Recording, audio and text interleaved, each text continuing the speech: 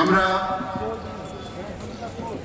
ইতিমধ্যেই আমাদের বিভিন্ন বক্তার মাধ্যমে আমরা কি বলতে চাই এই জমায়েত থেকে সেটা শুনেছেন এবং অনুধাবন করেছেন।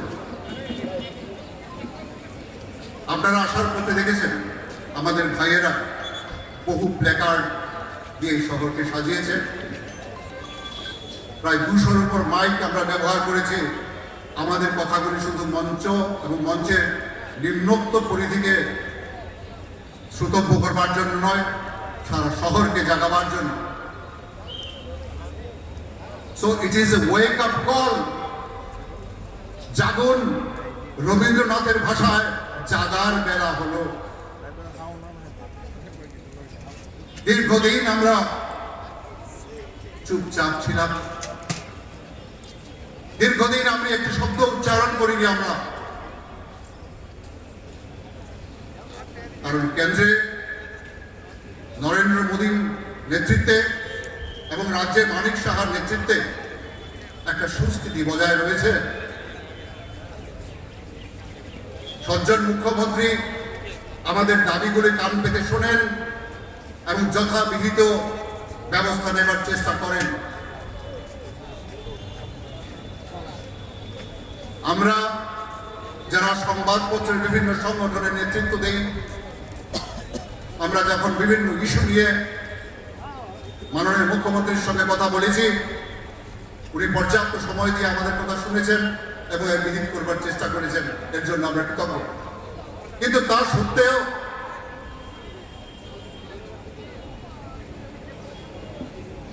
আপনারা কিছুক্ষণ আগে ভিডিও ক্লিপে দেখেছেন, আপনারা শুনেছেন আমাদের মধ্যে কেউ কেউ রক্তচক্ষু প্রদর্শনের চেষ্টা করছেন,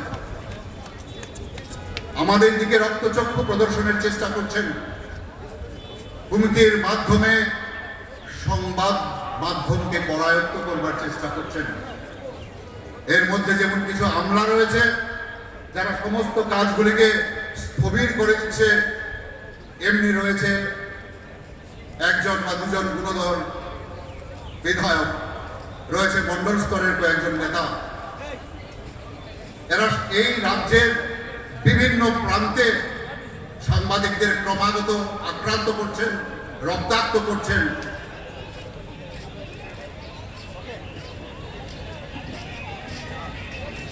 একটি কথা ফুলকি হয়ে শুকনো ঘাসে পড়বে যবে, একটি কথা ফুলকি হয়ে শুকনো ঘাসে পড়বে যাবে, সারা শহর উথাল পাতাল, রাগে ভীষণ যুদ্ধ হবে।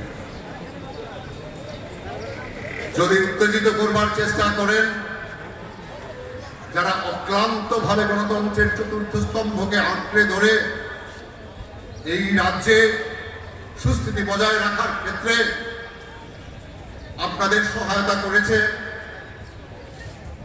তারা ক্রুদ্ধ হলে টাল মাটাল হবে গণতন্ত্র, টাল মাটাল হবে শাসন ব্যবস্থা। আজকে ঐক্যবদ্ধ সাংবাদিকরা এই সমাবেশে উপস্থিত হয়ে এই অনুভূতিটুকু বুঝিয়ে দিতে চাইছে। আমরা বলতে চাই, এভাবে রক্তচক্ষু দেখিয়ে হবে না, প্রিভিলেজ মোশনের ভয় দেখিয়ে হবে না। স্বাধিকার ভঙ্গের কথা কাদেরকে বলছেন? গত 40-50 বছরের ইতিহাসে এমনি কোনো দৃষ্টান্ত নেই যে সাংবাদিকদের বিরুদ্ধে স্বাধিকার ভঙ্গের অভিযোগ আনা হয়েছে। জেলে পোড়ার ষড়যন্ত্র, স্ব অধিকার স্বাধিকার তো ভঙ্গ করছেন আপনি। একটি পবিত্র জায়গার পদাধিকারী হিসাবে বসে থেকেও আপনি অশ্লীল ভাষায় ও সাংবিধানিক শব্দে সাংবাদিকদের হুমকি দিচ্ছেন, রক্তচক্ষু দেখাচ্ছেন। এটা যদি স্বাধিকার ভঙ্গ না হয়ে থাকে তাহলে স্বাধিকার ভঙ্গ আর কাকে বলবেন? এই কিছুদিন আগেও যার হাত রক্তাক্ত হয়েছে, শিশু, নারী, বৃদ্ধের রক্তে, আজ তিনি এদিক সেদিক করে বিধানসভায় প্রবেশ করে সাংবাদিকদের রক্তচক্ষু দেখাচ্ছেন, অতীত ইতিহাসের চর্বিত চর্বণ করছেন, বলতে চাইছেন যে কিছু হলে মারাত্মক কিছু করে দেখাবেন। আমার ভাই প্রণব সরকার আপনাদের সামনে বলেছে কলমকে, ক্যামেরাকে পেশা করে যে নেমে এসছি, যেদিন আমরা নেমে এসছি সেদিন আমরা মাথায় কাফন বেঁধে এসছি। আমরা জানি অন্যায়কারী আমাদের কণ্ঠরুদ্ধ করবার জন্য যাবতীয় প্রচেষ্টা করবে, আর এই রাজ্যে যতবার সেই প্রচেষ্টা হয়েছে প্রত্যেকে তার সমুচিত জবাব পেয়েছে। বিরোধী দলে যারা আছেন আমরা তাদেরকেও বলবো, সংবাদ মাধ্যমের প্রতি শ্রদ্ধা রাখুন, সংবাদ মাধ্যমের সমস্যায় আপনারা মুখ খুলুন। আপনাদেরকেও ভারত রত্নের মতো রত্নখচিত উপাধি প্রত্যাখ্যান করেছে, আর আপনারা চলে যাচ্ছেন সামান্য সংবর্ধনা নিতে। তারপর আপনার মর্যাদা আমাদের কাছে কোথায় দাঁড়ায়? আপনি কি করে আগামী দিন বলবেন যে এই রাজ্যে, এই দেশে মাদক বন্ধ হোক, মাদক পাচারকারীদের শাস্তি দেওয়া হোক? আপনি বিবেকের কাছে প্রশ্ন করুন। ফলে আদি ও বিরোধী এবং ক্ষমতাসীন সবাইকে বলছি, যিনি সবচেয়ে বৃদ্ধ তাকেই যদি প্রধানমন্ত্রী বানাতে হতো, যিনি পরিবারের সবচেয়ে বৃদ্ধ তাকেই যদি পরিবারের কর্তা বানাতে হয়, তাহলে এটা কোনো অতি উর্বর মস্তিষ্কের কল্পনা বলে আমরা মনে করব। আদি বলে কিছু হয় না, আদি মধ্য পেরিয়ে তবেই বর্তমানের সৃষ্টি। 450 কোটি বছর আগে এই পৃথিবীর জন্ম হয়েছে, 350 কোটি বছর আগে এর মধ্যে প্রাণ এসেছে। প্রাইমেট মানে বানররা এসেছে 6 কোটি বছর আগে। মানুষ মানে হোমো সেপিয়েন্স মাত্র 3 লক্ষ বছর আগে এসেছে। আজকে 2026 এসেও যদি 3 লক্ষ বছরের অভিজ্ঞতা ভুলে আমরা পেছন দিকে হাঁটতে শুরু করি, তাহলে সভ্যতা বিপন্ন হবে, গণতন্ত্র বিপন্ন হবে, সংবিধান বিপন্ন হবে। এর বিরুদ্ধে আমরা সদা জাগ্রত, আমরা রুখে দাঁড়াবই। আজকের এই সংগ্রামী মঞ্চ থেকে আমার সমস্ত ভাইদের যারা খুব কষ্ট করে এখানে এসেছেন তাদেরকে অভিনন্দন জানাই, ধন্যবাদ জানাই। কখনো পোর্টাল আসেনি, কন্টেন্ট রাইটাররা আসেননি, আমরা আন্দোলন করতে শিখেছি। আমাদের অভিভাবক সুবল কুমার দে মহোদয় তার অক্লান্ত পরিশ্রমে এই রাজ্যে আন্দোলনের বীজ তলা গঠিত হয়েছে। তিনি আজকে শারীরিকভাবে কিছুটা অসুস্থ থাকার পরও এই ঐতিহাসিক জমায়েতে উপস্থিত থেকে আমাদের উৎসাহিত করেছেন। আমি সবার কাছে অনুরোধ করব করতালি দিয়ে তাকে একটা অভিবাদন জানাবার জন্য। আজকের এই মঞ্চে উপস্থিত রয়েছেন দৈনিক সংবাদ ট্রাস্টের চেয়ারম্যান তথা আরেকজন বরিষ্ঠ সাংবাদিক সঞ্জয় পাল মহোদয়, রয়েছেন প্রণব সরকার, যিনি আমার আগে বক্তব্য রাখলেন, এর অধিক পরিচিতি দেওয়ার প্রয়োজন নেই। আপনারা জানেন, আপনাদের সুখে দুঃখে প্রতিটি সংগ্রামে আপনারা প্রণবকে পাশে পেয়েছেন। রয়েছেন সেবক ভট্টাচার্য, ভ্যানগার্ডের কর্ণধার, আরেকজন লড়াকু সৈনিক। রয়েছেন বিশ্বেন্দু ভট্টাচার্য সহ অগণিত সাংবাদিক। রয়েছে আমার বোনেরা, যারা কোনো অংশেই ভাইদের চেয়ে কম নয়, বরং এক পা এগিয়ে আজকের অনুষ্ঠানের শুরু থেকে এই পর্যন্ত অক্লান্তভাবে ঘোষিকার দায়িত্ব পালন করে চলেছেন। আমি বলবো ঘোষিকা নয়,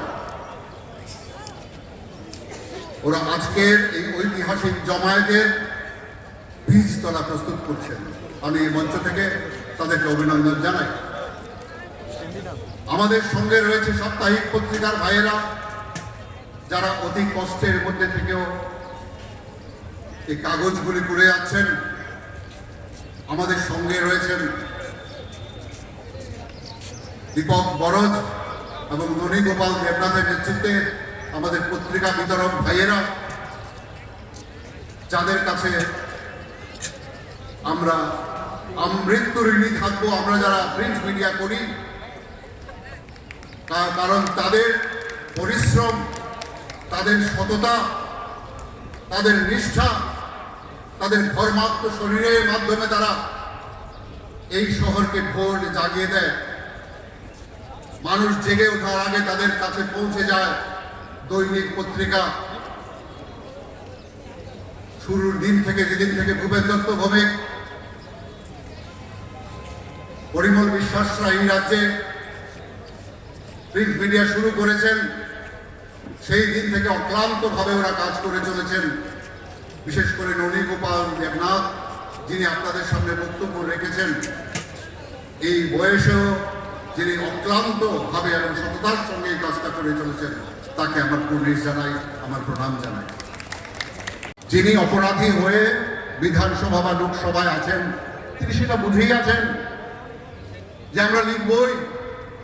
আপনি অন্যায় করলে আপনি আমার মাসতুতো ভাই নন যে আমরা তা চেপে যাব। কেন চেপে যাব? আর আপনার যদি কোনো অভিযোগ থাকে সেটা আমাদের বিরুদ্ধে জানাবেন। ফলে মাননীয় মুখ্যমন্ত্রীর কাছে আমরা চাইব আপনি সারা রাজ্যের সমস্ত সাংবাদিকদের নিরাপত্তা প্রদান করুন। নির্দিষ্ট আইন নিচে বসবাসকারী সাংবাদিকদের নিজ নিজ কর্মস্থলের নিকটবর্তী শহরে নির্দিষ্ট জমি দিতে হবে বিনামূল্যে। দিন রাত্র কাজ করছেন যারা, আমরা সেই সমস্ত নেতা, সেই সমস্ত একটু সহানুভূতিশীল হন, তাদেরকে একটু জমি দিতে হবে। সাংবাদিক কল্যাণ তহবিলে 50 লক্ষ টাকা বরাদ্দ করতে হবে। এর থেকে মেডিকেল এবং সাংবাদিকদের বিভিন্ন অসুবিধা তাদের হাতে যেন কিছু অর্থ তুলে দেওয়া যায়, দুরারোগ্য ব্যাধিতে যাতে আমরা তাদের পাশে দাঁড়াতে পারি, সেটা করতে হবে। স্বীকৃত সংবাদ মাধ্যম সমূহের সংবাদ ভবনে 50% বিদ্যুতে ছাড় দিতে হবে।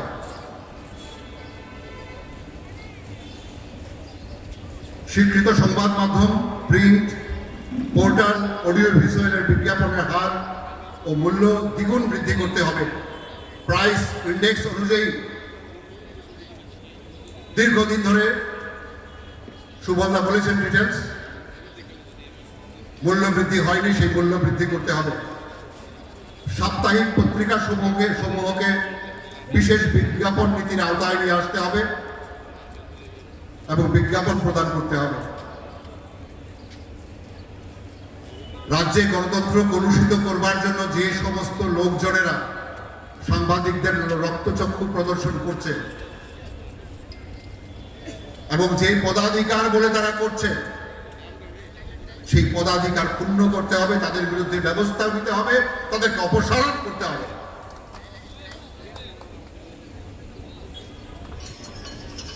বিভিন্ন অসামাজিক এবং অপরাধমূলক কাজে অভিযুক্ত শাসক দলের 2 বিধায়ক শ্রী রামপ্রসাদ পাল ও শ্রী রঞ্জিত দেববর্মা কমাস ধরে সাংবিধানিক ক্ষমতার জোরে নিজেদের কদর্য অধিক ধামাচাপা দিতে বরিষ্ঠ সাংবাদিক ও সম্পাদকের উপর যে অনৈতিক প্রশাসনিক চাপ সৃষ্টি করে সংবাদ মাধ্যম সরকারকে বেকায়দায় ফেলার চেষ্টা করছে, তাদের বিরুদ্ধে ব্যবস্থা নিতে হবে। মাননীয় মুখ্যমন্ত্রীকে এই কথা বুঝতে হবে। মাননীয় মুখ্যমন্ত্রী ছাড়াও সিনিয়র যারা মন্ত্রী আছেন বা আমাদের সমবয়স্ক যে মন্ত্রীরা আছেন, যারা অত্যন্ত সহৃদয়তার সঙ্গে সংবাদ মাধ্যমের পাশে আছেন, তাদের বুঝতে হবে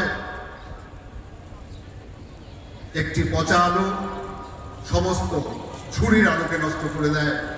তাদের বিরুদ্ধে ব্যবস্থা না নিলে ক্ষোভ ধুমায়িত হতেই থাকবে। এই ক্ষোভ, ওই যে বললাম ফুলকি, আবার ভীষণ যুদ্ধ হবে।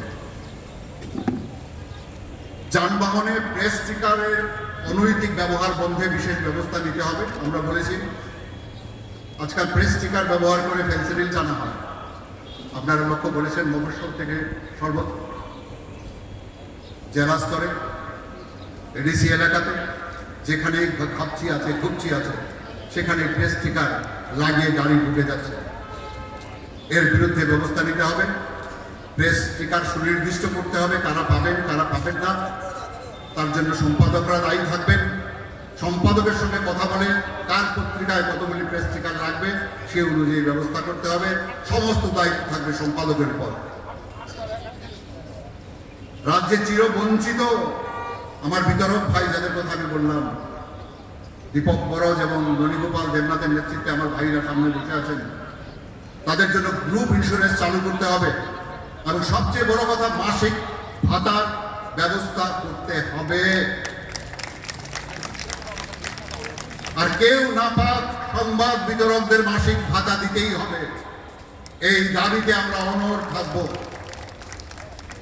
এই কয়েকটা দাবি নিয়ে আমরা এইমাত্র মাননীয় মুখ্যমন্ত্রীর সঙ্গে দেখা করব। তারপর আগামী দিন রাজ্যপাল মহোদয়ের সঙ্গে দেখা করব। প্রয়োজনে প্রধানমন্ত্রী রাষ্ট্রপতি পর্যন্ত আমরা যাব। এই লড়াই থামবে না।